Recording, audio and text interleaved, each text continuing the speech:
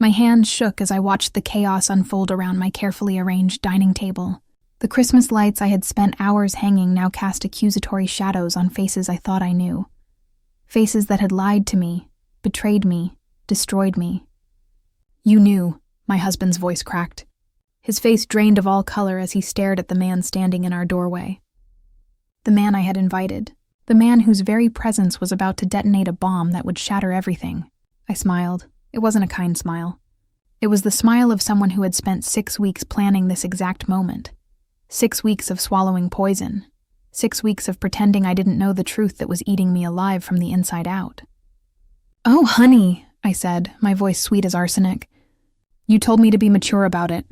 So I am." The woman beside him, his precious ex, the one he'd insisted must join our family Christmas, went as pale as the snow falling outside. Her perfectly manicured hand flew to her mouth. She knew what was coming. She knew who was standing in that doorway, and that's when the real screaming began. But I'm getting ahead of myself. Let me take you back to the moment when this nightmare truly began, back to the moment my perfect life revealed itself to be a beautiful lie, back to 3 months ago, when I still believed in happily ever after, back to the day I found the text. Before we continue, please comment below and let us know which country you're watching this from. We love hearing where our global family is tuning in from. And if this is your first time on this channel, please subscribe. Your support helps us bring even more epic revenge tales to life. Enjoy listening. October 15th.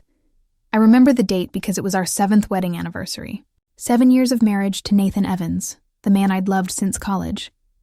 The man who'd promised me forever under a canopy of stars at Lake Michigan. The man who'd held my hand through 2 miscarriages and sworn we'd have our family someday. 7 years, and I still got butterflies when he walked through the door. I'd spent all day preparing for our anniversary dinner. His favorite meal, herb-crusted lamb with roasted potatoes and asparagus. I had bought a new dress, deep emerald green. The color he always said made my eyes look like jade. I had lit candles throughout our craftsman-style home in the suburbs of Portland. Everything was perfect. Everything was a lie. Nathan's phone buzzed on the kitchen counter while he was in the shower. I wasn't the snooping type. I never had been. But something about the way it kept buzzing over and over, insistent and urgent, made my stomach twist. The screen lit up with preview text from a contact labeled AV. I can't stop thinking about last weekend. "When can I see you again? Did you tell her yet?" My hands went numb. The wine bottle I had been holding slipped, but I caught it before it fell. My heart hammered against my ribs like it was trying to escape my chest. This couldn't be what it looked like. There had to be an explanation. I unlocked his phone. I knew his passcode. It was our anniversary date. The irony would have been funny if I wasn't about to vomit. The messages loaded. I scrolled up, my eyes scanning words that felt like acid on my skin. "I miss your hands on me. She doesn't understand you like I do. We belong together. We always have." And Nathan's response, "I know. I'm working on it. She's been so fragile since the 2nd miscarriage. I need to time it right. Just be patient. You're the one I want. You've always been the one." The phone slipped from my hands and clattered on the counter. I gripped the edge of the granite to keep from collapsing. The room spun. The candles I had lit suddenly felt like they were mocking me. Their cheerful flicker was a cruel joke. I scrolled back through the contacts. Audrey Vance. Audrey, his ex-girlfriend from college. The one he dated for 3 years before we met. The one he told me he was still friends with, but that it was completely platonic. The one whose Facebook posts he occasionally liked, which I had always brushed off as harmless. I scrolled through the messages. The thread went back 6 months. 6 months of late-night texts. 6 months of "I love you" and "I miss you." 6 months of planning a future together while I sat at home grieving the children I couldn't carry. Believing my husband was at the office working late. There were photos. I shouldn't have opened them, but I couldn't stop myself. Audrey in lingerie. Audrey in what looked like a hotel room. Audrey wearing nothing at all. Her message beneath, "Waiting for you." And then I saw it. A photo of them together. Nathan's arm around her. They were at a restaurant. I recognized the Riverside downtown. I had suggested we go there for our anniversary, but Nathan had said he was tired of that place. The date stamp on the photo, October 8th, 1 week ago. The shower shut off. I heard Nathan humming. Actually humming.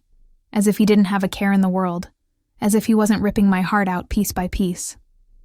I placed his phone back exactly where it had been. My hands were steady now. Something cold had settled over me, freezing the panic, the hurt, the rage. Not eliminating it, just encasing it in ice, preserving it for later. When Nathan walked into the kitchen, towel around his waist, water droplets on his shoulders, he smiled at me. That same smile that had made me fall in love with him at 19. That same smile that was now a weapon. "Something smells incredible," he said, kissing my cheek. His lips felt like ice on my skin. "Happy anniversary, baby," I smiled back. I don't know how I did it, but I smiled. Happy anniversary. We ate dinner. We drank wine. He gave me a necklace, a simple gold chain with a pendant.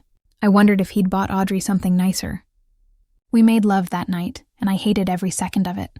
Hated the feel of his hands on me, hands that had touched her. Hated the words of love he whispered, words that meant nothing. But I didn't let him see. I played the role of devoted wife perfectly, because I needed time to think, time to plan, time to decide what to do with the information that was burning a hole through my chest. I didn't confront him. Not yet.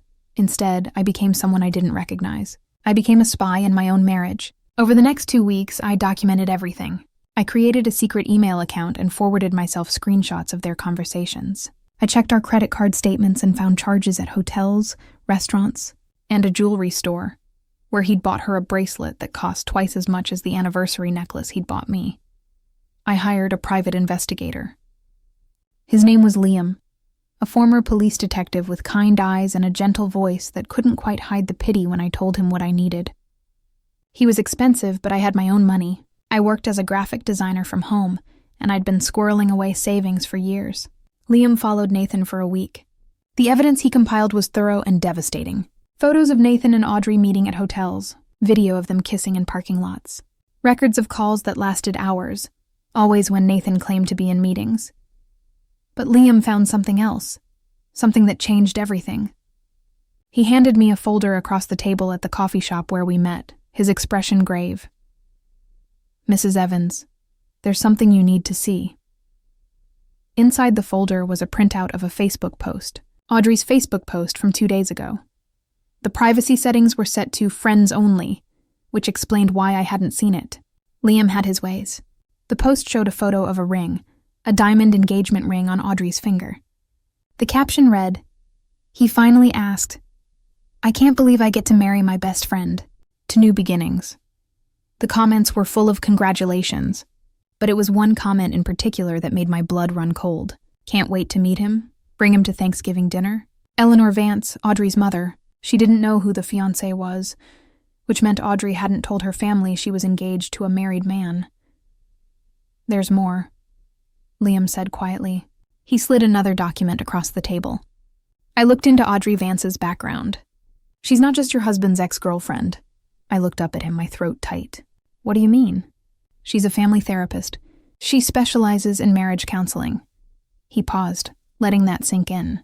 "And she's been published in several journals about the ethics of professional relationships. She's built her entire career on being an expert in healthy relationships." The irony was so brutal, it almost made me laugh. "Almost. And the man she's claiming to be engaged to," I said slowly. "She can't tell her family it's Nathan because he's still married to you," Liam finished. "So either she's lying about the engagement," he hesitated, "or she's planning on him leaving you." I whispered. The lamb I ate for lunch threatened to come back up. Liam's expression softened. "I'm sorry, Mrs. Evans, but yes, that's what the evidence suggests." I stared at the photo of the ring. It was beautiful. Platinum band, emerald-cut diamond, probably 3 carats.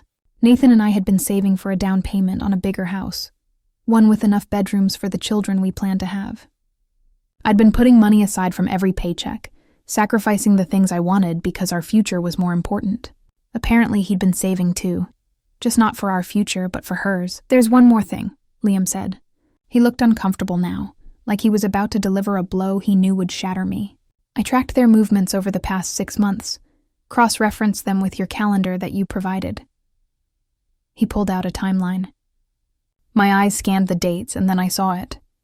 June 15th, the day of my second miscarriage, The day I had been at the hospital hemorrhaging, terrified I was dying.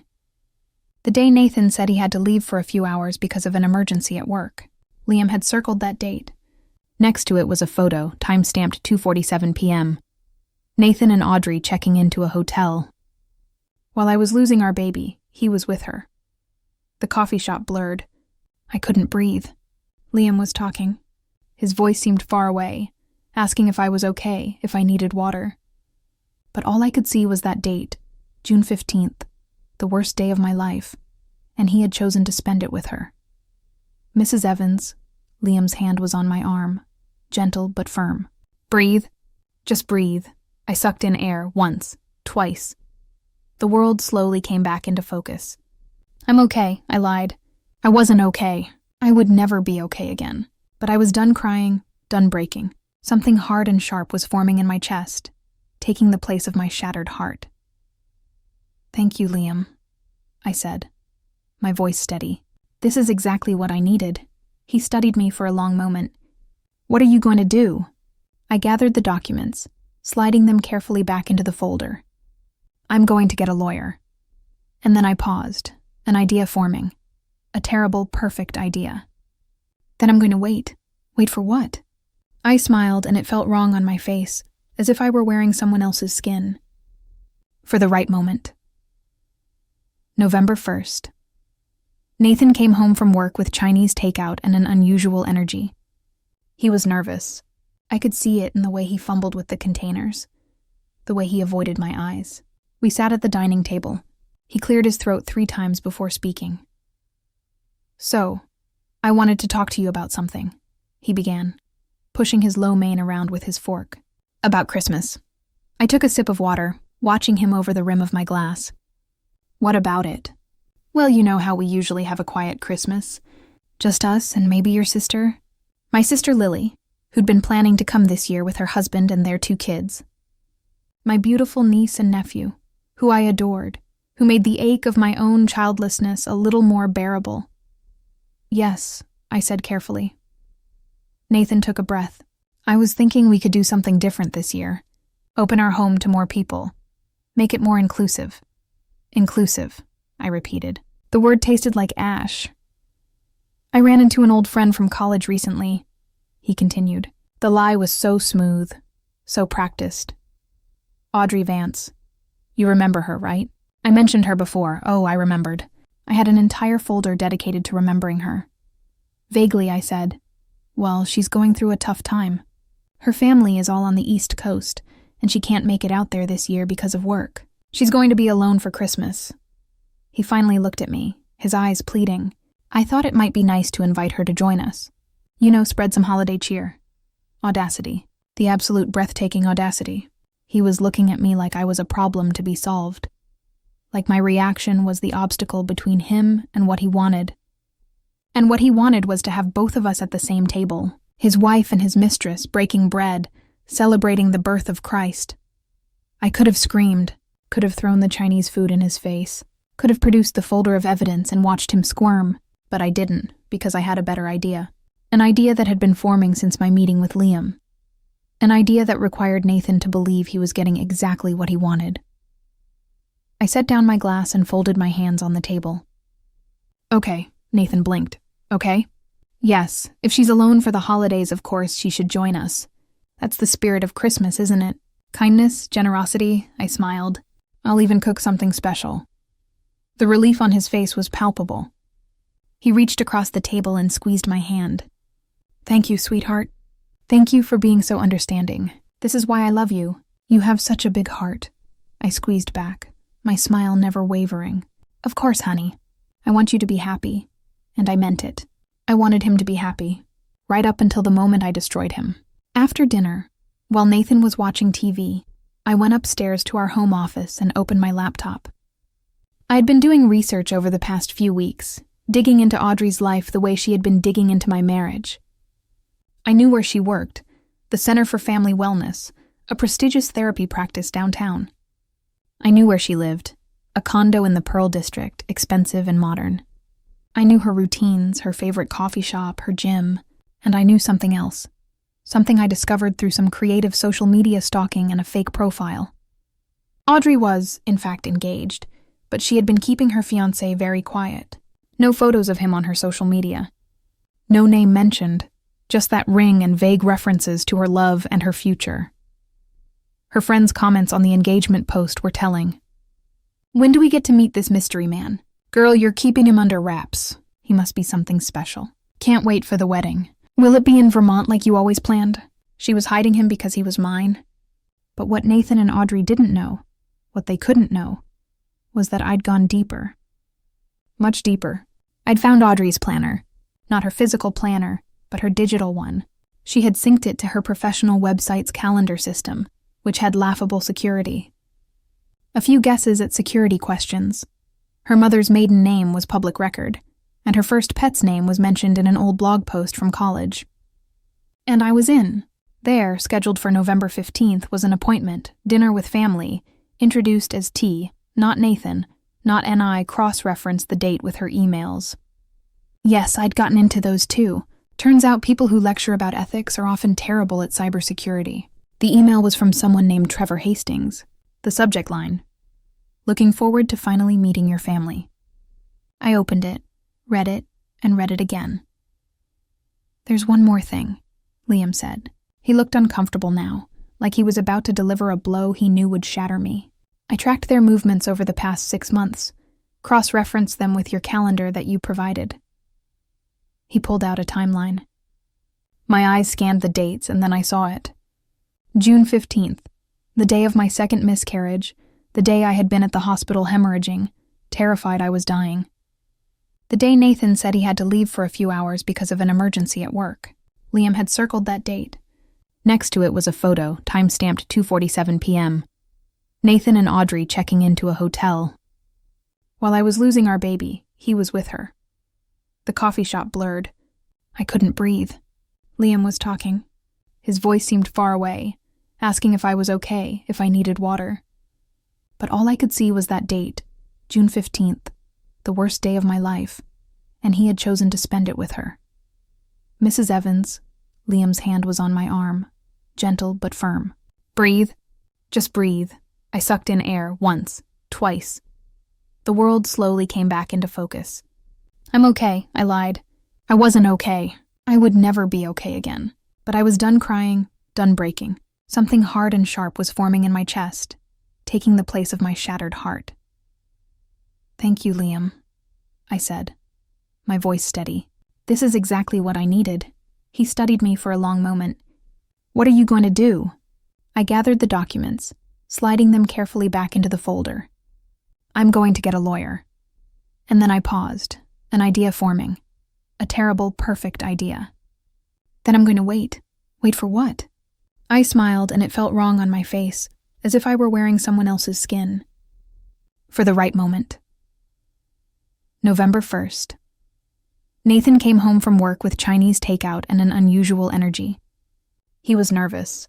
I could see it in the way he fumbled with the containers, the way he avoided my eyes. We sat at the dining table. He cleared his throat 3 times before speaking. "So, I wanted to talk to you about something," he began, pushing his low mane around with his fork. "About Christmas." I took a sip of water, watching him over the rim of my glass.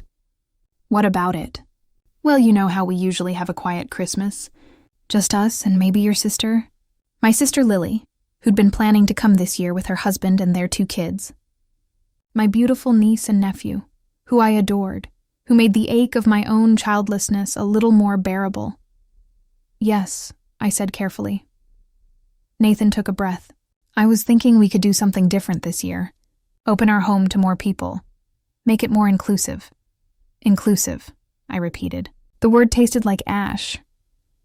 "I ran into an old friend from college recently," he continued. The lie was so smooth, so practiced. "Audrey Vance. You remember her, right?" I mentioned her before. Oh, I remembered. I had an entire folder dedicated to remembering her.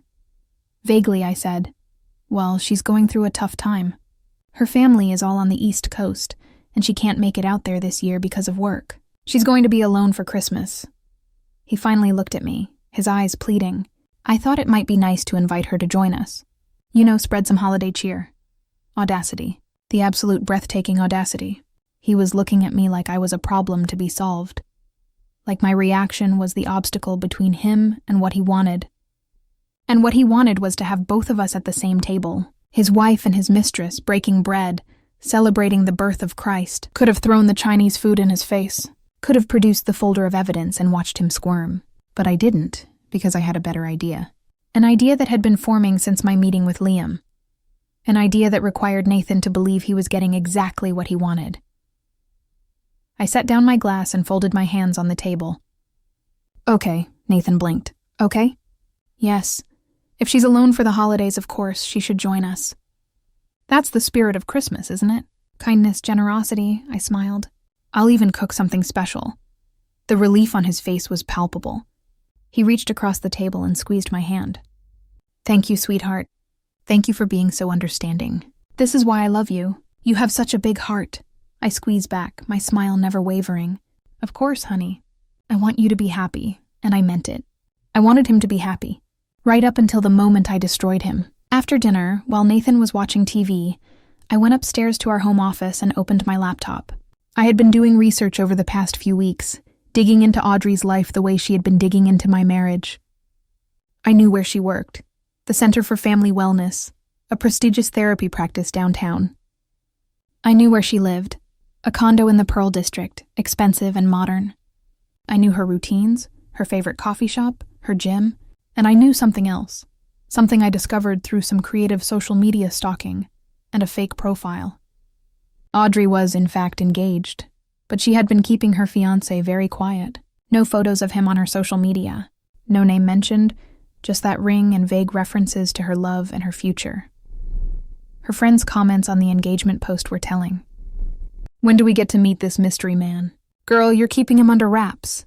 He must be something special. Can't wait for the wedding. Will it be in Vermont like you always planned? She was hiding him because he was mine. But what Nathan and Audrey didn't know, what they couldn't know, was that I'd gone deeper. Much deeper. I'd found Audrey's planner, not her physical planner, but her digital one. She had synced it to her professional website's calendar system, which had laughable security. A few guesses at security questions. Her mother's maiden name was public record, and her first pet's name was mentioned in an old blog post from college. And I was in. There, scheduled for November 15th, was an appointment, dinner with family, introduced as T, not Nathan, not N.I. cross-referenced the date with her emails. Yes, I'd gotten into those too. Turns out people who lecture about ethics are often terrible at cybersecurity. The email was from someone named Trevor Hastings. The subject line, looking forward to finally meeting your family. I opened it, and read it again. And then I started to laugh. Trevor Hastings believed he was Audrey's fiancé. His emails were full of love and excitement about their future. He had proposed to her in August at Mount Hood. He was a pediatric surgeon, relocated to Portland 6 months ago from Boston. He had no idea the woman he loved was sleeping with someone else. Audrey was playing both of them. She had accepted Trevor's proposal, flaunted the ring he had given her, made plans to introduce him to her family, and all the while she was sleeping with Nathan, promising him a future, playing him like a violin. But I couldn't figure it out at first. Then I looked at the financials Liam had provided. Nathan made good money as a senior software engineer, but it wasn't surgeon money. Trevor was probably pulling in 4 or 5 times Nathan's salary. Audrey was keeping her options open, or maybe she was just a sociopath who enjoyed the game. Either way, she had made a mistake, a critical one. She had underestimated me. I looked at the calendar. November 15th was 2 weeks away. Christmas was 6 weeks after that. I opened a new email in my anonymous account, the one I had created specifically for this purpose, and I typed, Dear Dr. Hastings, you don't know me, but I know you. More importantly, I know Audrey Vance, your fiancée. I'm writing to you because I believe you deserve to know the truth about the woman you're planning to marry. I know this email might sound like it's from a crazy person, and you're probably about to delete it. But before you do, I want you to ask Audrey about Nathan Evans. Ask her who he is. Ask her where she was on October 8th, October 15th, and October 22nd. Ask her why she has 2 dinner reservations for Christmas Day. You seem like a good man. Dr. Hastings, you deserve better than lies. If you'd like proof of what I'm telling you, respond to this email. Otherwise, I wish you luck. You're going to need it, friend. I hovered the cursor over send. This was it. The point of no return. Once I sent this, the dominoes would start to fall. I clicked. The email whooshed away into the digital void. I sat back in my chair, my heart pounding. Phase 1 was complete. Now I just had to wait. Trevor Hastings responded within 3 hours. Who is this? How do you know Audrey? What proof do you have? I'd prepared for this. I'd spent days preparing for this. I uploaded selected screenshots to a secure file sharing service. Nothing too explicit. I wasn't trying to traumatize the man, but enough to show the truth. Text messages between Nathan and Audrey with timestamps, photos of them together, the hotel receipts. I sent him the link with a single line. I'm sorry. You deserve better. He didn't respond right away. I imagined him opening the files, his world crumbling the way mine had weeks ago. I felt a pang of guilt. He was an innocent in all this collateral damage. But he needed to know. And more than that, I needed him to know because Trevor Hastings was the final piece of my puzzle. 3 days later, another email. I confronted her. She denied everything. Said, "You're a crazy ex-girlfriend of mine trying to cause trouble. But the photos... I don't know what to believe. Who are you? Why are you doing this?" I'd expected the denial. Audrey was a professional manipulator. Of course, she tried to gaslight him. I wrote back, "I'm not your ex-girlfriend. I'm Nathan Evans' wife. Check the marriage records if you don't believe me. Nathan Evans and I married 7 years ago in Portland, Oregon. We are still legally married, still living together, still sharing a bed. Audrey is sleeping with my husband, has been for 6 months, and she's planning to spend Christmas with us, with me at my house, at my table, eating food I cook. You and I are both victims here, Dr. Hastings. We're both being played by the same 2 people. But unlike you, I'm not going to sit back and let it continue. My husband has invited Audrey to our Christmas dinner. He told me to be mature about it. He thinks I don't know. He thinks I'm the naive little wife who will smile and serve coffee to his mistress. Here's what I'm proposing. You and I give them exactly what they want. A nice Christmas dinner. All of us together, one big happy family. They want to have their cake and eat it too. Let's give them indigestion. They'll never forget it. If you're interested in making sure the truth comes out, respond to this email. If not, I understand. You can delete this and try to move on with your life. But they don't get to win, not without consequences. The choice is yours. I sent it and waited. This was the gamble. Trevor could go to Audrey, show her the emails, warn her. He could ignore me completely. He could even go to the police, though I hadn't done anything illegal. Or he could do what I hoped he'd do. 2 days passed. Then 3. I started to think I'd miscalculated, that Trevor Hastings was going to choose the path of least resistance, cut his losses, break up with Audrey, and move on. Then, on the 4th day, my phone buzzed with a new email notification. I'm in. Tell me what you need me to do, I smiled. Not a nice smile. The smile of a woman who had found her co-conspirator in revenge. I wrote back with the details, the time, the address, what to expect. I told him to act surprised, to act devastated, to hold nothing back. His response was short. Trust me, I won't have to act. The weeks leading up to Christmas were surreal. I moved through them like an actress in a play, hitting my marks, delivering my lines, all while knowing the final act would bring the house down. Nathan mentioned Audrey constantly now that he thought I was okay with it. He'd say things like, "Oh, Audrey recommended this great restaurant," or "Audrey and I used to love this song in college." Each mention was a test, I realized. He was gauging my reaction, seeing how much he could get away with. I passed every test with flying colors. "That's nice, honey. How wonderful that you've reconnected. I'm looking forward to meeting her." That last one made him pause. We were in the kitchen, and he was chopping vegetables for a stir-fry. His knife stilled on the cutting board. "You've met her before," he said carefully. "At the alumni barbecue a few years ago. Remember?" I did remember. Audrey had been there with some forgettable boyfriend, and she'd barely spoken to me. She'd spent most of the event talking to Nathan, laughing at his jokes, touching his arm. I'd thought nothing of it then. Thought I was secure enough not to be jealous of an ex-girlfriend. God, I'd been stupid, did I? I said now, loading the dishwasher. I don't really remember. There were so many people there. Well, you'll get to know her better at Christmas, Nathan said. He sounded pleased. Actually pleased that his wife and mistress would bond over roast turkey. I'm planning quite a spread, I said. Turkey, ham, all the trimmings. It'll be a Christmas to remember. You're amazing, you know that.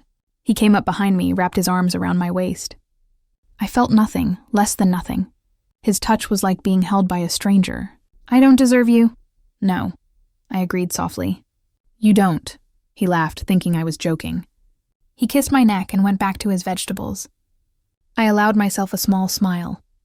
December 15th, Audrey texted Nathan. I knew because I'd cloned his phone. Yes, I'd learned how to do that. There were tutorials for everything on the internet if you looked hard enough. Can't wait for Christmas. What should I bring? Nathan, just yourself. My wife is handling everything, Audrey. Is she really okay with this? It doesn't seem weird to her. Nathan, she's a saint. Trust me completely. Doesn't suspect a thing, Audrey. Luckiest. I'll play the perfect grateful guest. And after you're coming to my place, right? I have a special present for you, Nathan. Wouldn't miss it. Love you. Audrey. Love you more. I read the exchange in the bathroom, sitting on the edge of the tub, my hands shaking with rage.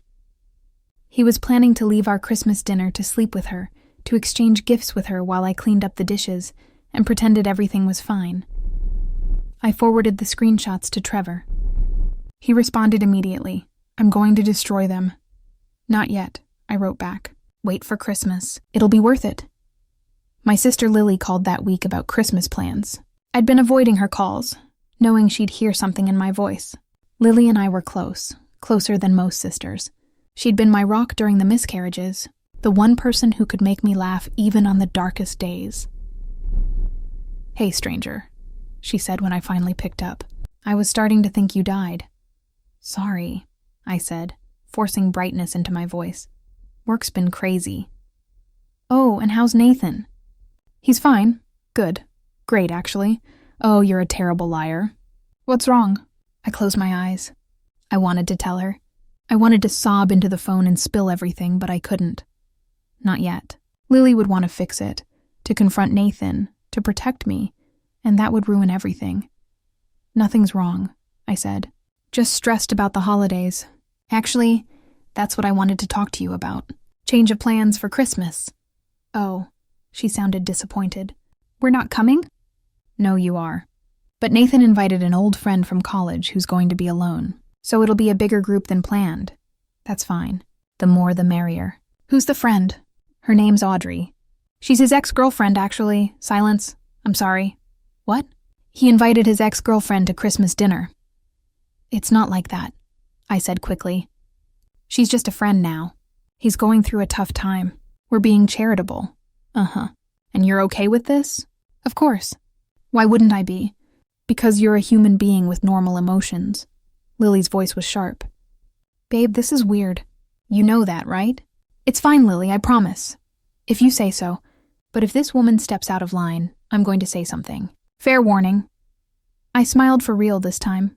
Noted. See you Christmas Eve. We'll be there. And I'm watching this Audrey person like a hawk. After we hung up, I sat with the phone in my hand.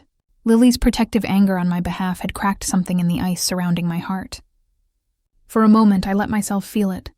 The hurt, the betrayal, the devastating loss of the man I'd loved. Then I pushed it back down. There would be time for grieving later. Right now, I had work to do. I pulled up my planning document. Everything was falling into place. Trevor would arrive at 6:30, half an hour after dinner started. I'd given him a key code for the side entrance. Our house had a smart lock system that allowed for temporary codes. He'd let himself in, following the sound of voices to the dining room. The look on their faces would be priceless. But the reveal was only the beginning. I had more planned, so much more. I'd contacted a lawyer, the best divorce attorney in Portland, according to her reputation. Her name was Victoria Pierce, and she had a 98% success rate in getting her clients exactly what they deserved. Our consultation had been enlightening. Adultery doesn't factor into Oregon divorce law the way it does in some states, she'd explained. Oregon is a no-fault divorce state. However, infidelity can impact spousal support, and if you can prove he used marital assets for the affair, and these hotel and jewelry receipts suggest he did, we can make a compelling case for you receiving a larger share of the marital property. I don't want alimony, I told her. I have my own income. What I want is the house, and I want him to pay for what he did. Victoria had smiled. It reminded me of my own smile these days, sharp and cold. I think we can arrange that, especially if we can prove emotional damages. The affair during your miscarriage, for instance. A judge would find that particularly egregious. I left her office with a retainer paid and divorce papers ready to be filed. I was only waiting for one thing: Christmas dinner. Because I didn't just want a divorce. I wanted witnesses. I wanted everyone to know what Nathan and Audrey had done. I wanted their shame to be public and permanent. Victoria had cautioned me. Are you sure about this approach?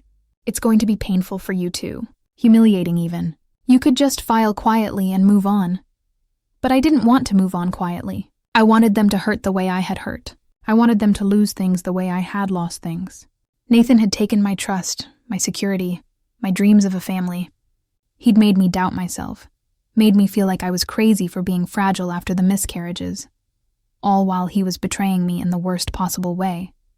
Audrey had built a career on helping people heal their relationships. She positioned herself as an expert in ethics and trust, and all the while she was destroying someone else's marriage, sleeping with someone else's husband. They both deserved to fall hard.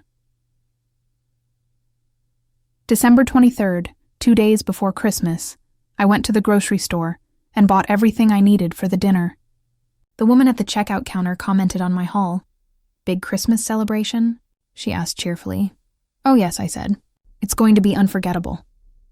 That night, Nathan came home late. He kissed my forehead and said he'd been at a colleague's going-away party. The lie came so easily to him now. I checked his phone later. He'd been at Audrey's apartment. They'd had sex, ordered Thai food, exchanged early Christmas presents. He'd given her a trip to Cabo for New Year's. She'd given him a watch, expensive and engraved with "To my always and forever." The irony was, I'd gotten him the same watch for Christmas. A Rolex, saved up for over a year. It was wrapped under our tree right now. I took my present back out from under the tree that night, unwrapped it carefully, and replaced the watch with something else. Divorce papers. I wrapped them back up in beautiful paper with silver ribbons. I placed them under the tree and went to bed. Lily, her husband James, and their kids arrived on Christmas Eve. My niece Emma, age 7, ran into my arms, and my nephew Lucas, age 5, showed me his new toy truck. I held them close and breathed in their little kid smell, sugar, shampoo, and pure innocence. Auntie, are you crying? Emma asked, touching my cheek. Happy tears, I told her. I'm just so glad to see you. Lily watched me with concerned eyes over the kids' heads.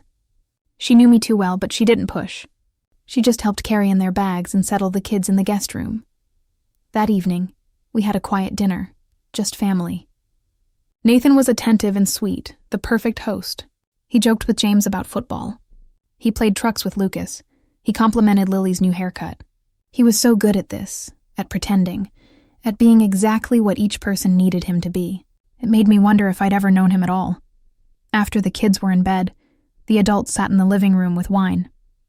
The Christmas tree lights twinkled, casting everything in a soft glow. Bing Crosby crooned from the speakers. It looked like a scene from a holiday movie. So, Lily said, swirling her wine, tell us about this Audrey person who's coming tomorrow.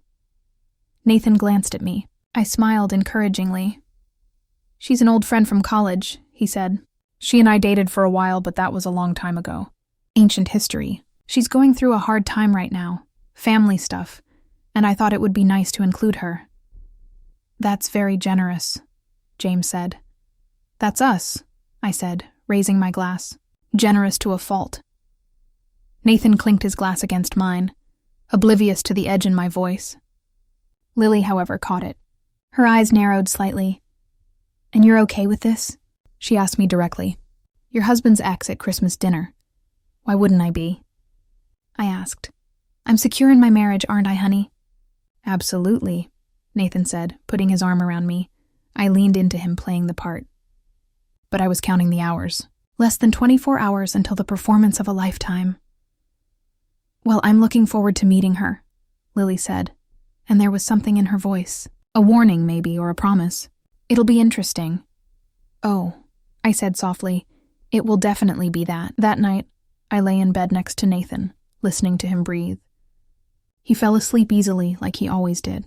No guilt plaguing him. No conscience keeping him awake. I, on the other hand, stared at the ceiling. I thought about all the Christmas Eves we'd spent together. The first one in our tiny apartment. So poor we could barely afford gifts, but so in love it didn't matter. The one after the first miscarriage. Both of us grieving, holding each other and promising we'd try again. Last year, hopeful again, talking about how next Christmas we might have a baby to celebrate with. All of it had been a lie. Or at least it had become one. Maybe he'd loved me once, truly. But somewhere along the way, I'd stopped being enough. That wasn't right. It wasn't about me not being enough. It was about him being broken. Selfish. Tomorrow, everyone would see it. Tomorrow, the mask would come off. I rolled over and finally fell asleep. My dreams were full of shattering glass and red wine spreading like blood. I woke up at 6 a.m., adrenaline coursing through my veins. Today was the day. I showered and dressed carefully. I chose a red dress, festive, appropriate, but also bold. I wore makeup for the battle ahead. If I was going to burn my life down, I was going to look good doing it. In the kitchen, I started cooking. Turkey in the oven, potatoes peeled and boiling, green bean casserole assembled, ham glazed and ready. I moved through the tasks mechanically, muscle memory taking over while my mind raced ahead to the evening. Lily came down around 8, drawn by the smell of coffee and cinnamon rolls. "You're up early," she said, pouring herself a cup. "Couldn't sleep," I replied, too excited. She asked, and it wasn't entirely a lie. She studied me over the rim of her mug. "You'd tell me if something was wrong, right?" I met her eyes. "Of course." "As you seem different," she said, her voice searching. "I can't put my finger on it, but you seem like you're—" "Like I'm what?" I asked. "Like you're waiting for something. Smart, perceptive Lily, always seeing too much." "I'm just tired," I said. "The holidays are stressful." She didn't look convinced, but the kids came thundering down the stairs at that moment, full of Christmas morning energy, and the moment passed. We opened presents. Emma got the doll she'd been begging for. Lucas got a train set. Lily and James exchanged gifts, smiling at each other with the easy affection of a solid marriage, the kind I'd thought I had. Nathan gave me jewelry, earrings delicate and expensive. I wondered if he'd picked them out himself, or if Audrey had helped him choose. I thanked him, kissed his cheek, and handed him his present. "Open it later," I said, "when you have time to really appreciate it." "Why not now?" he asked, shaking the box. "It's personal," I said, "for just us." He smiled, thinking it was something intimate. He set it aside. The morning passed in a blur of wrapping paper and laughter. I took pictures, lots of them. Emma and Lucas playing with their toys, the family around the tree, Nathan smiling, so happy, so unsuspecting. Evidence, all of it, evidence of the before times. The last moments before everything changed. Lunch was casual, sandwiches and leftover pie. Then Lily helped me in the kitchen while James took the kids to the park to burn off energy before the big dinner. "What time is Audrey coming?" Lily asked, chopping celery for the stuffing. 5. Dinner at 6. And it's just going to be us, Nathan and her. "That's the plan," I said. A lie, but necessary. Lily was quiet for a moment. "Then I don't like this. I know I already said that, but I really don't like it. What kind of woman accepts an invitation to spend Christmas with her ex-boyfriend and his wife? The kind who has nowhere else to go?" I suggested. "Or the kind who wants something she can't have," Lily countered. She pointed the knife at me. "I'm watching her. If she so much as looks at Nathan wrong, I'm calling her out." "Lily, I mean it. You're too nice sometimes, too trusting, but I'm not. If only she knew. If only she knew that I was neither nice nor trusting anymore. That I was something else entirely now. Something cold and calculating and out for blood. Just let me handle it," I said. "Please trust me," she sighed. "Fine, but I reserve the right to say I told you so if this goes sideways." "Noted," I said, focusing on the turkey. The afternoon ticked by with agonizing slowness. I set the table with our finest china, the set my grandmother had given us as a wedding present. White plates with gold trim, Crystal wine glasses, silver cutlery that I'd polished until it gleamed. I set 8 places, Nathan noticed. 8? He asked. There's only 6 of us, right? You, me, Lily, James, the kids, and Audrey. I always set an extra place, I said. Old tradition in case of unexpected guests. He shrugged and went back to watching football. At 4:30, I checked my phone. A text from Trevor, on my way. Parking down the street. I'll wait for your signal, I texted back. 6:30, not before. And Trevor, thank you, don't thank me yet. Thank me after I make them pay. At exactly 5 the doorbell rang. Nathan jumped up. I saw the flash of excitement on his face before he schooled it into something more appropriate. That's probably Audrey, he said casually. I'll get it, I said, savoring the moment. This was it, the beginning of the end. I walked to the door slowly. I opened it. Audrey Vance stood on my porch, and she was beautiful. I'd seen her photos, of course, but in person she was even more striking. Tall, slender, with dark hair styled in perfect waves. She wore a cream sweater and dark jeans, casual but expensive. She held a bottle of wine and a bouquet of flowers.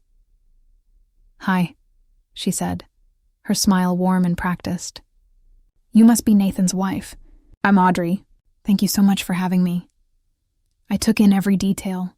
The way her eyes were just a little too bright, too alert, the slight tension in her shoulders, and the expensive engagement ring on her left hand that she'd left on. A power play maybe, or a test.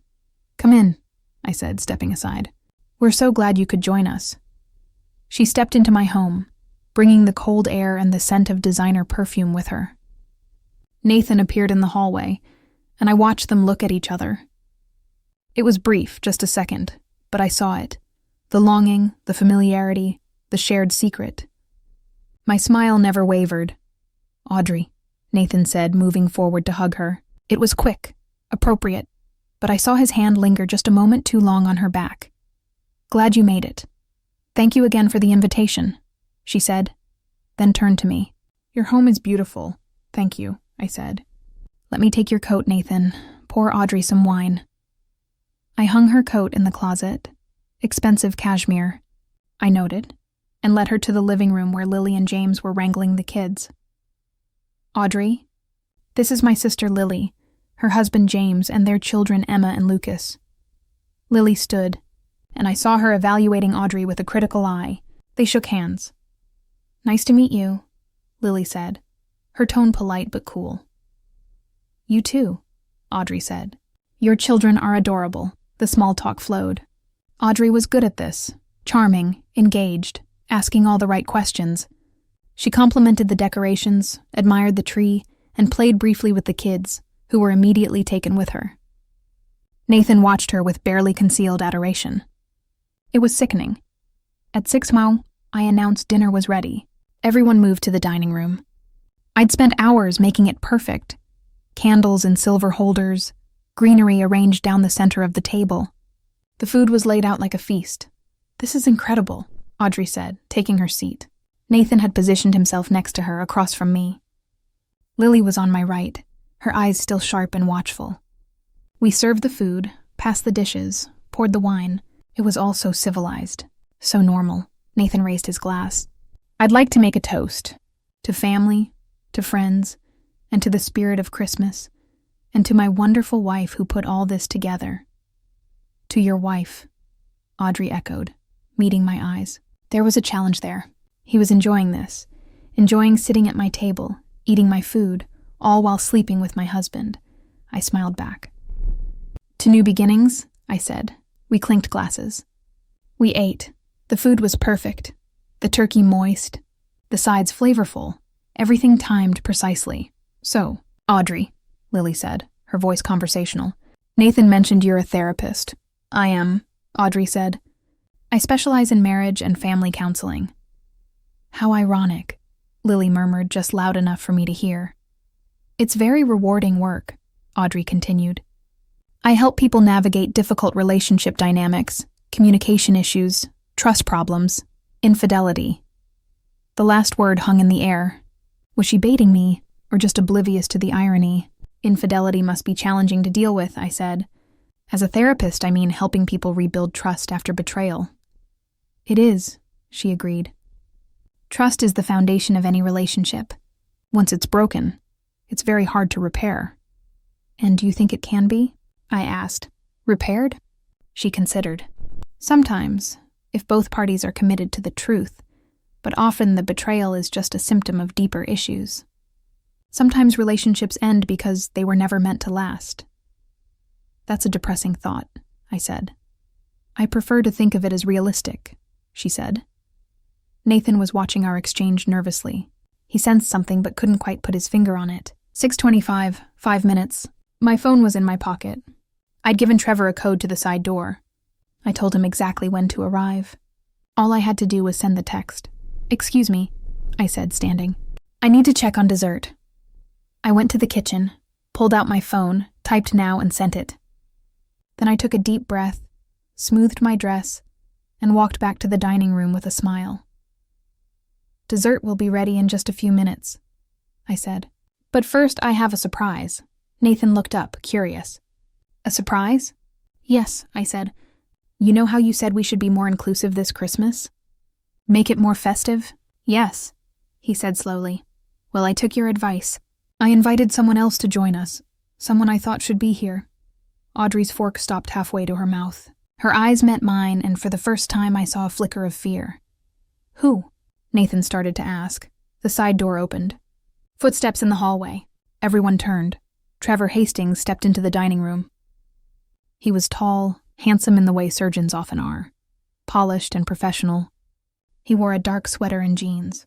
His eyes were red-rimmed, like he'd been crying or hadn't slept. He looked at Audrey.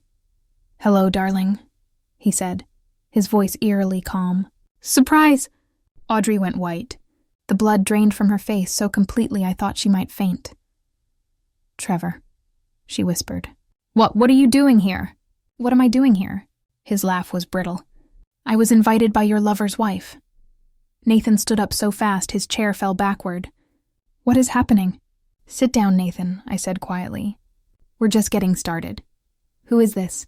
Nathan demanded, looking between Trevor and me. This, I said, is Dr. Trevor Hastings, Audrey's fiancé. Or did you not know she was engaged? The room went silent. Lily's jaw dropped. James looked confused. Thankfully, the kids were in the other room watching a movie. Nathan turned to Audrey. Fiancé? Audrey was shaking her head. No, that's Trevor. What is she talking about? Why are you here? Don't, Trevor said, his voice sharp. Don't you dare lie to me anymore. I've seen the evidence. I've read the messages. I know about Nathan. I know about all of it. Messages? Nathan said, his face changing colors now. Red, white, and red again. Audrey, what is he talking about? Oh, you don't know either. Trevor turned to Nathan. Your girlfriend here. She's been sleeping with both of us. You thought you were the only affair. I thought I was her faithful fiancé. Turns out we're both idiots. That's not true, Audrey said, standing. Her voice was shrill. Trevor, I don't know what she told you, but I didn't tell him anything he couldn't verify himself, I interrupted. The photos of you and Nathan at the riverside, at the Marriott, those told the story just fine. Nathan's eyes swung to me. You knew? Oh, honey, I said, my voice syrupy sweet. I've known for months. The silence that followed was deafening. You knew, Nathan repeated, his voice hollow. Since October 15th, I said, our anniversary. Remember the night you came home smelling like her perfume? I found the text while you were in the shower. Lily stood up. I'm sorry, what? Nathan, you've been cheating on my sister? Lily, Nathan started, but she cut him off. She pointed at Audrey. With this woman you invited into our family Christmas? It's not. Nathan started to flounder, looking between all of us. Oh, this should be good, Trevor said, crossing his arms. Please, Nathan, explain to all of us how you've been sleeping with my fiancé for 6 months. 6 months, I said, tilting my head. Trevor, honey, it's been longer than that. The messages go back 6 months, but they've been reconnecting for at least a year. Isn't that right, Nathan? Nathan looked like he was going to be sick. And Audrey, I continued, turning to her, I have to say, I'm impressed. Playing 2 men at once, that takes skill. Trevor here makes what, 4 times Nathan's salary? But Nathan gives you that emotional connection, that history. Why choose when you can have both? You're insane, Audrey said, but her voice shook. Am I? I asked. Let's see. I pulled out my phone. I've documented everything. Text messages, photos, hotel receipts. Nathan charged them all to our joint credit card, which was sloppy, but I guess he thought I was too stupid to notice. I started reading from my phone. She doesn't understand you like I do. You're the one I want. You've always been the one. I can't wait until we can be together openly. Stop, Nathan said. Oh, we're just getting to the good part, I said. June 15th. Remember that date, Nathan? His face told me he did. For those who don't know, I said, addressing the room. June 15th was the day I had my second miscarriage. I was in the hospital hemorrhaging, terrified I was dying, and Nathan left. He said he had a work emergency. I pulled up the photo on my phone and held it up. This is Nathan and Audrey, checked into the Marriott at 2:47 p.m., while I was losing our baby. Lily gasped. James swore. Even Trevor looked shocked. Nathan's face crumpled. It wasn't like that, he stammered. I was upset. You needed to screw your ex-girlfriend while your wife was in the hospital? I finished for him. Say it. Be honest for once in your miserable life. Jesus Christ, Lily said. She moved to my side, her hand on my shoulder. Nathan looked at me, really looked at me, and I saw the moment he realized he didn't know me anymore. Why? He asked. Why didn't you say anything? Why go through all of this? Because, I said, my voice cold, you needed to understand what it feels like to be blindsided, to have your reality shattered in front of witnesses, to have everyone you care about see you for what you really are. I walked to the Christmas tree and picked up his present, walked back and handed it to him. Open it, I said. He didn't open it. With shaking hands, he unwrapped the present.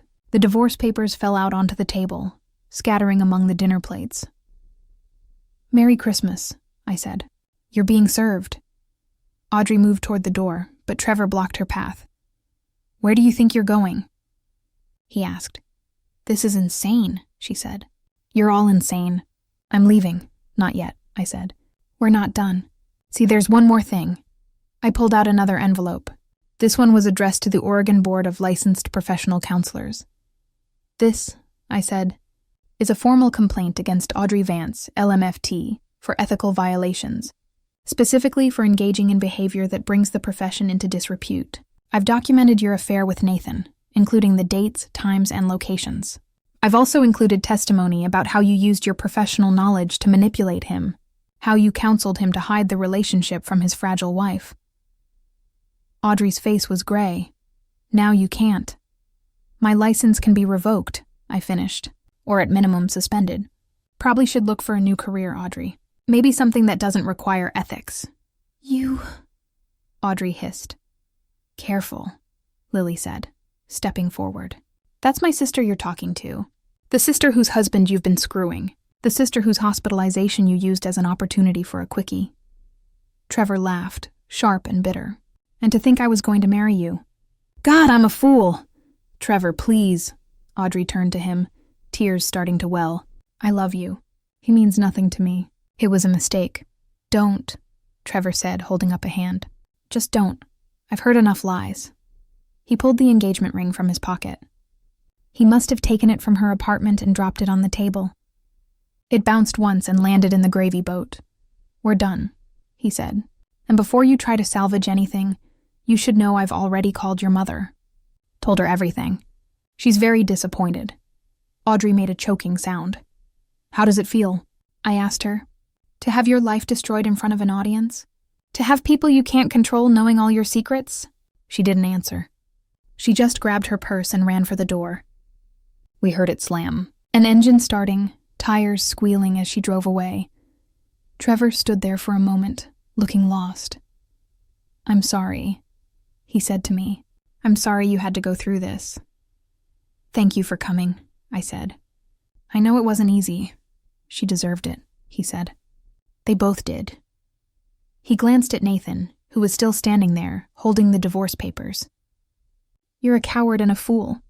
I hope you realize what you've lost. Then Trevor left too, walking out with more dignity than he'd arrived with. which left Nathan and me, and Lily and James, witnesses to the carnage. "Get out," I said to Nathan quietly. "This is my house," he said, but there was no fight in his voice. "This is my house," I corrected. "Check the deed." "My grandmother left me the down payment," I continued. "The house is in my name, and according to the divorce papers you're holding, I'm keeping it along with half of everything else, including what you spent on Audrey. You can't—" "I have a very good lawyer who says I can," I interrupted, "and I have evidence of you using marital funds for your affair, which gives me leverage. You have two choices. Sign the papers and agree to my terms, or fight me in court and have all of this become public record. Your choice." Nathan looked around the dining room at the food on the table, the decorations, the life we'd built. "I never meant to hurt you," he said. "But you did," I replied. "You devastated me, and you didn't even have the decency to tell me the truth. You made me the fool, the naive wife who didn't know her husband was betraying her. You made me grieve our babies alone while you were with her." My voice cracked on the last word. The tightness that had encased myself for months began to fracture. "I'm sorry," he whispered. "Sorry isn't enough," I said. "Now get out of my house." He looked like he wanted to say more, but Lily stepped forward. "You heard her." "Get out." James stood too, silent but imposing. Nathan was outnumbered, outmaneuvered, and he knew it. He picked up the divorce papers, walked to the hallway, grabbed his coat. At the door, he turned back. "I did love you," he said. "I don't believe you," I replied. "I don't think you know what love is." The door closed behind him. The sound echoed through the house. And then, finally, I broke. I collapsed into a chair, my hands covering my face, and I sobbed. All the pain I'd been holding back for months came pouring out. Lily was there immediately, her arms around me, holding me together while I fell apart. "I've got you," she whispered. "I've got you, sis. You're safe now." James disappeared, and I heard him talking to the kids, keeping them occupied. Sweet James, always knowing what to do. I cried until I had nothing left, until my throat was raw, my eyes swollen, and my chest ached from the force of it. Finally, I looked up. "I'm okay," I said. "You're not," Lily said gently, "but you will be." I looked around the dining room, the beautiful table I'd set, the food that had gone cold, the wine glasses, some empty, some full. The gravy boat with a diamond ring glinting in it. "What a mess," I said. "Yeah," Lily agreed. "But you did it. You stood up for yourself. You made them face the truth. Was it worth it?" I asked. "Or did I just destroy everything out of spite?" Lily was quiet for a moment. Then she said, "What did they leave you with? A husband who didn't love you. A marriage that was a lie. A future built on betrayal. You didn't destroy anything worth keeping. You just cleared the way for something better." I wanted to believe her. I wanted to believe that this pain had a purpose, that the ashes of my old life would nourish something new. But right then, sitting in the wreckage of Christmas dinner, I just felt empty. June 15th, the anniversary of my second miscarriage, the anniversary of Nathan's worst betrayal. But this year, it meant something different. I stood in front of the bathroom mirror in my newly renovated master bedroom, my bedroom now, in my house, and I barely recognized the woman looking back at me. She was thinner, sharper somehow. Her eyes held something they hadn't before. Not quite hardness, but a kind of clarity. The clarity that comes from having your illusions burned away. 6 months since that Christmas dinner. 6 months since I detonated my life and watched the pieces scatter. The aftermath had been brutal. Nathan had signed the divorce papers within a week. He didn't have a choice, really. Victoria Pierce had been ruthless. She'd cataloged every hotel charge, every dinner, every piece of jewelry he'd bought Audrey with our money. In the end, Nathan walked away with his car, his clothes, and about 30% of our assets. I kept the house, the savings, and my dignity. He tried to apologize a few times in those early weeks. Long emails that I deleted without reading, voicemails that I erased. He'd shown up at the house once, and I called the police. After that, all communication went through lawyers. I heard through mutual friends that he'd tried to reconcile with Audrey after everything exploded. Apparently, he showed up at her apartment with flowers and apologies, talking about how they could finally be together now that everything was out in the open. She slammed the door in his face because Audrey had her own problems. The ethics complaint I'd filed had triggered an investigation by the licensing board. They found that she'd been conducting therapy sessions while actively engaging in an affair with a married man, a clear violation of the ethical standards she'd sworn to uphold. Her license had been suspended for 2 years, and she was required to undergo her own therapy and ethics training before she could reapply. Her practice had collapsed. The Center for Family Wellness had terminated her employment immediately. They couldn't afford the scandal. Her professional reputation, built over a decade, was destroyed in a matter of weeks. She'd left Portland. I'd heard she moved back to Vermont, tail between her legs, to live with her mother, the woman who'd been so disappointed to learn her daughter was a liar and a homewrecker. Trevor had reached out to me once, about a month after Christmas. We'd met for coffee, 2 wounded soldiers comparing scars. "I keep wanting to hate you," he'd said, stirring his espresso, "for dragging me into that nightmare. But I can't. You saved me from making the biggest mistake of my life." "How are you doing?" I'd asked. He'd shrugged. "Some days are better than others. I loved her, or I loved who I thought she was. Turns out that person never existed. I'd understood that completely. What about you?" he'd asked. "Any regrets?" I thought about it. Really thought about it. "No," I said finally. "I regret the marriage. I regret wasting 7 years on someone who didn't deserve me. But the dinner, the exposure, they needed to face consequences. People like that, they only stop when someone forces them to." Trevor had nodded. "For what it's worth, I think you're incredibly brave." "Brave or crazy?" I'd asked. "Maybe both." He'd smiled. "The best people usually are."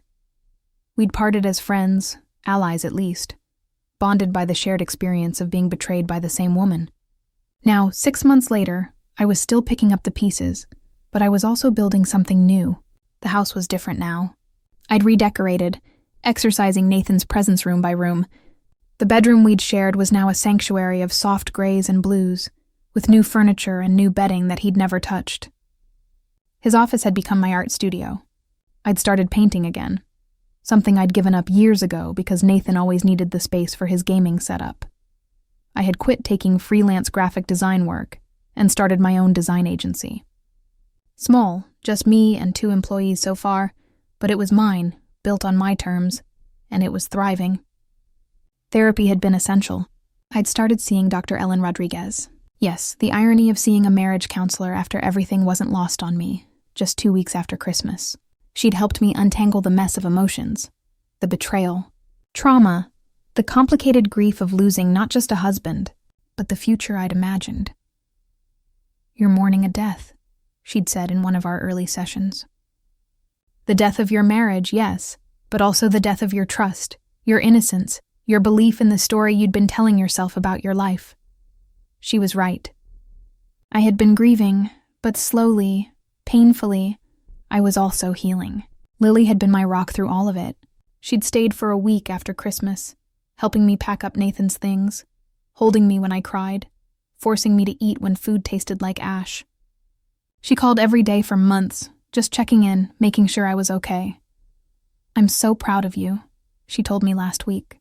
"What you did took guts. A lot of women would have just swallowed it, pretended everything was fine, let themselves be destroyed quietly. You didn't. You fought back.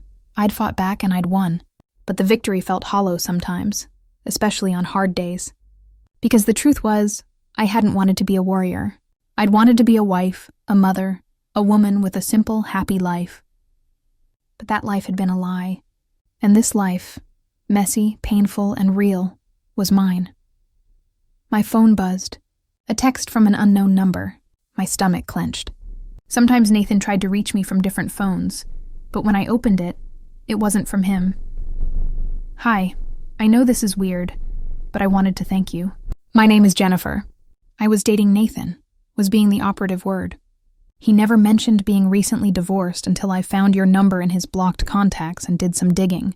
When I confronted him, he tried to lie. But I found the divorce records. I just wanted you to know that I dodged a bullet because of your paper trail. Thank you for being brave enough to document everything." I stared at the message for a long moment. Then I typed back, "I'm sorry you had to deal with him, but I'm glad you found out before he could do real damage. Good luck." Okay, so Nathan was already trying to rewrite history, already looking for the next victim. The thought made me sick, but it also strengthened my resolve. I'd done the right thing, the brutal, painful, public thing, but the right thing.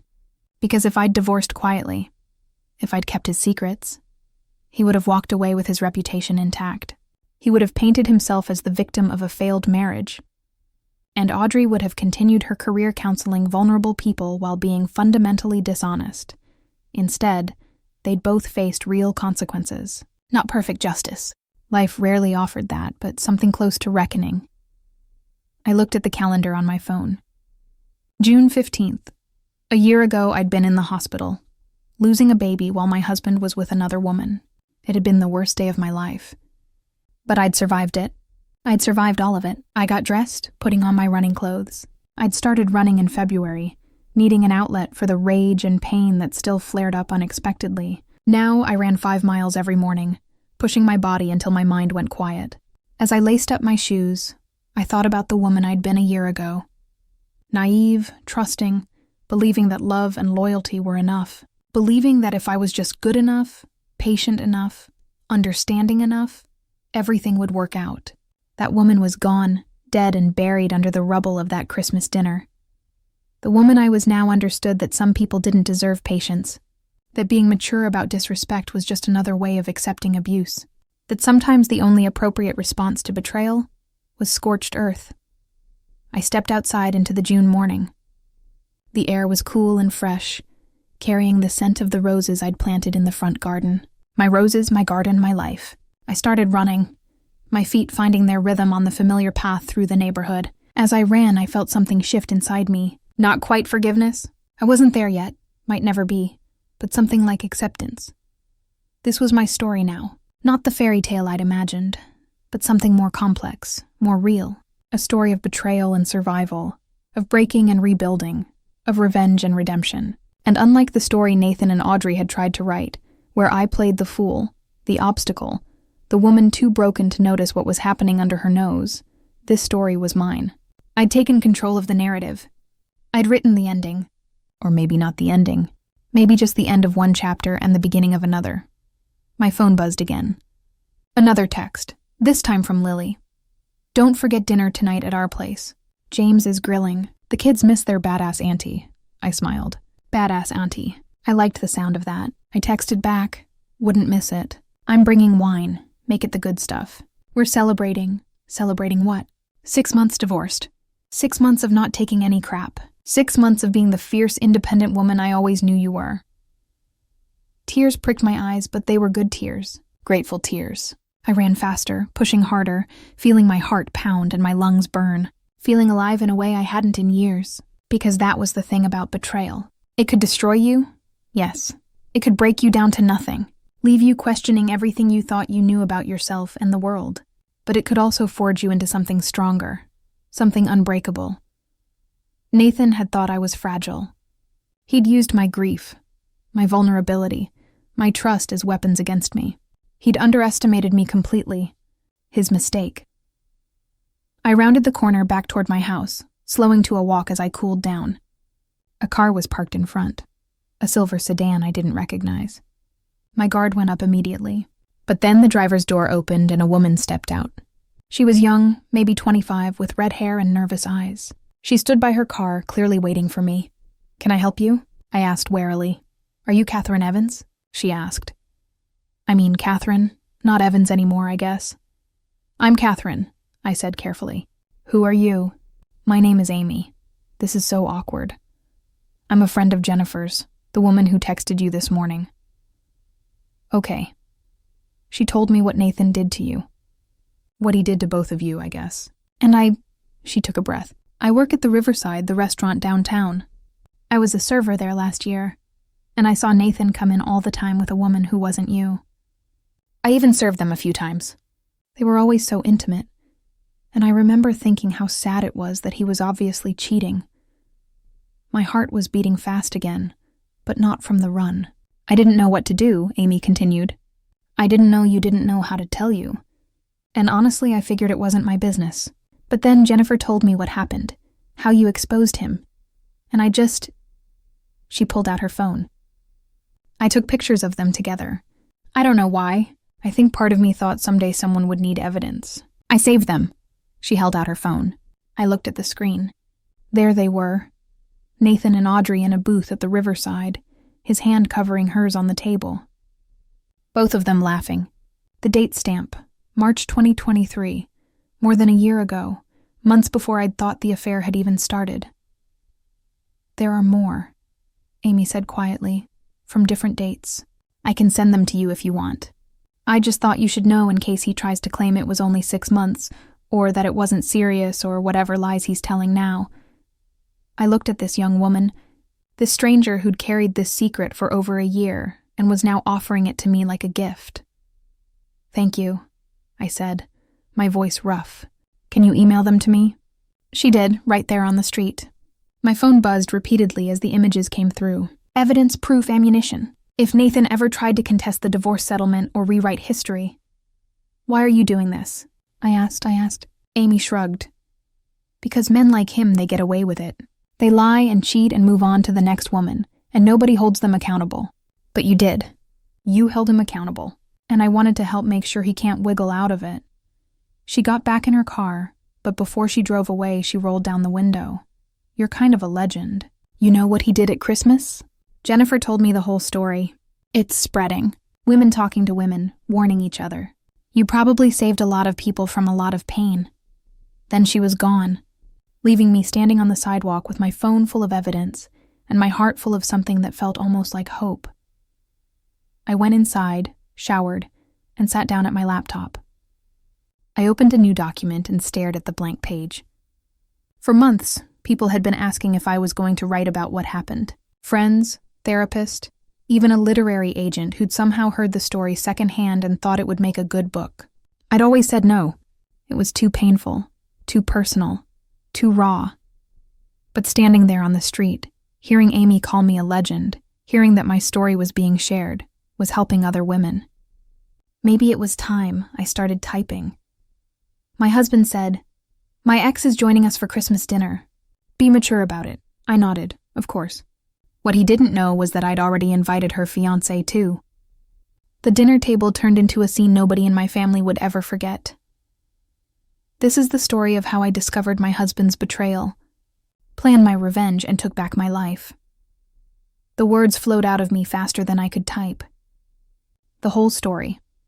From finding the texts on our anniversary to the confrontation at Christmas, to the aftermath that was still unfolding. I wrote for hours, stopping only when my fingers cramped and my eyes burned. When I finally looked up, the sun was setting, painting my studio in shades of orange and gold. I'd written 30 pages. 30 pages of truth, pain, anger, and ultimately survival. I saved the document. My beautiful revenge. Draft 1. My phone alarm went off. Time to get ready for dinner at Lily's. I closed the laptop and stood, stretching. My body ached in a good way. The ache of having purged something toxic. As I got dressed, I thought about the future. The real future, not the fantasy I'd been clinging to in my marriage. I didn't know what that future looked like yet. Maybe I'd finish the book. Maybe I'd meet someone new someday. Someone who actually deserved my trust. Maybe I'd stay single and build an empire and become the eccentric aunt who spoiled Lily's kids. Rotten. All I knew was that it would be honest. I grabbed my keys and the expensive bottle of wine I'd bought for tonight. A celebration indeed. I headed for the door. As I locked up, I glanced back at the house. My house, my sanctuary, my fresh start. On the porch, I paused, took a breath, and smiled. It wasn't the smile of the woman I'd been, soft and trusting and naive. It was the smile of the woman I'd become, sharp, strong, and unbreakable. The smile of a woman who'd been betrayed, who'd fallen apart, who'd crawled through hell, and who'd come out the other side forged in fire. I got in my car and drove toward my sister's house, toward laughter, family, and love that was real and true. The sun set behind me, and ahead, The sky was already darkening, stars beginning to emerge. Behind me, the past. Ahead, the unknown. And for the first time in a year, I wasn't afraid of it. I was ready. The book hit the bestseller list 3 weeks after publication. My Beautiful Revenge, how I exposed my husband's affair and took back my life, resonated with readers in a way I never could have imagined. Women wrote to me by the thousands, sharing their own stories of betrayal, thanking me for giving them the courage to stand up for themselves. I did interviews, podcasts, and a streaming service optioned the rights for a limited series. And through it all, I kept building my life. The design agency expanded. I hired 5 more employees. I bought a vacation home on the coast. I traveled to Paris, Tokyo, Barcelona. All the places Nathan had always said we'd go someday. I went alone, and it was glorious. Nathan tried to sue me for defamation when the book came out. His lawyer sent a cease and desist letter claiming I'd damaged his reputation. Victoria Pierce had laughed when I showed her the letter. "Everything in the book is true and documented," she said. "Truth is an absolute defense. Let him sue. We'll bury him. He didn't sue." The letter was bluster, a last desperate attempt to control the narrative. He couldn't. The truth was out, and it had set me free. As for Audrey, I heard she'd moved to a small town in Vermont and was working as a receptionist at a dental office. Her therapy license had been permanently revoked after a second ethics violation came to light. Apparently, I wasn't the first family she'd helped destroy. I didn't take pleasure in her downfall. I'd taken my revenge, made my point. After that, she was just a cautionary tale, a reminder that actions have consequences. Trevor reached out when the book came out. He'd read it and wanted to thank me for changing his name and being fair to him in the telling. "You could have made me look like an idiot," he'd written, "but you treated me with respect. I appreciate that. We'd become actual friends over the year, bonding over our shared experience and mutual healing." He'd started dating someone new, a nurse at his hospital, kind and genuine, and nothing like Audrey. They seemed happy. As for me, I stood in my studio looking at the canvas in front of me. I'd started painting again, really painting, not just dabbling. This piece was abstract, all reds and blacks and sharp white lines. Pain and anger and survival, all swirled together. My phone rang. "Lily." "Hey sis," she said when I answered. "What are you doing for Christmas this year?" Christmas? The word didn't hurt anymore. Didn't make me think of shattered wine glasses, confrontations, and the end of everything. Now it just meant family. Real family, same as last year, I said. Small dinner. You guys? Me? Maybe a few friends? Perfect. The kids are already asking if you're going to make that chocolate cake again. Obviously, we chatted for a few more minutes, making plans, laughing about nothing. Normal, beautiful sister conversation. After we hung up, I looked out the window at the snow starting to fall. December in Portland. The city transforming into something clean, white, and new. A year ago, I'd burned my life down at a Christmas dinner table. I destroyed my marriage, exposed 2 liars, and walked through fire to get to the truth. And now, a year later, I was standing in the ashes, looking at what I'd built from the ruins. It was beautiful. Not the beauty of innocence or naivety, but the beauty of survival, of strength earned through suffering, of a life rebuilt on a foundation of truth instead of lies. I picked up my paintbrush and added another stroke to the canvas. A line of gold cutting through the darkness. Hope, hard-won and real. My phone buzzed. A text from an unknown number. "Thank you for your book. I found texts on my husband's phone last night. I was going to pretend I didn't see them. But then I remembered your story. I'm confronting him tonight. Wish me luck," I wrote back. "You don't need luck. You need courage, and you already have that. You got this. And if you need help, reach out. You're not alone." Because that was the thing about surviving betrayal.